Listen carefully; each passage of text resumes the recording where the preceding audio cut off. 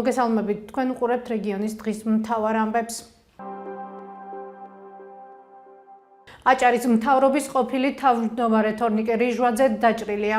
მისი ჯანმრთელობის მდგომარეობა სტაბილურად მძიმეა. გამოძიება თვითმკვლელობამდე მიყვანის მუხლით მიმდინარეობს. ინფორმაციას შსს ავრცელებს. ამავე წყაროს ცნობით რიჟვაძე 7 ივლისს საგარეჯოში ჯეო ჰოსპიტალში მიიყვანეს, რომელსაც გულმკერდის არეში ცეცხლსასროლი ჭრილობა აღენიშნებოდა. ამავე წყაროს ცნობით ყოფილ მაღალ ჩინოსანს ჩაუტარდა გადაუდებელი სამედიცინო დახმარება. ექიმების განმარტებით მას ფილტვი აქვს დაზიანებული და ჯანმრთელობის მდგომარეობა სტაბილურად მძიმეა. ამჟამად თორნიკე რიჟვაძე თბილისის პირველ საუნივერსიტეტო კლინიკაში იმყოფება. შინაგან საქმეთა სამინისტროს ცნობით ცეცხლსასროლი იარაღის დაუდევრად შენახვის ბრალდებით ერთი პირია დაკავებული. რადიო თავისუფლების ინფორმაციით დაკავებულია საზღვაო ტრანსპორტის სააგენტოს დირექტორი ალექსანდრე ახვლედიანი.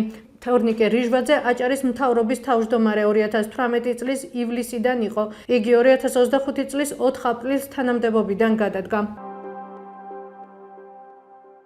ახალციხელმა სპორტსმენებმა 2 ოქროს, 2 ბრინჯაოს და 1 ვერცხლის მედალი მოიპოვეს.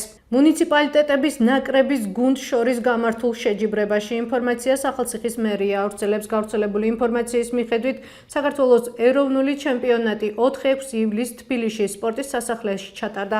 ოქროს მედალი 400 მეტრზე რბენაში მოიპოვა მინდია ენდელაძემ, ხოლო 3000 მეტრზე ასია აივაზიანმა. აივაზიანმა ასევე ვერცხლის მედალი მოიპოვა 1500 მეტრზე რბენაში. ბრინჯაოს მედლები მინდია ენდელაძემ და ენდროგ ზილბერშტეინმა მოიპოვეს.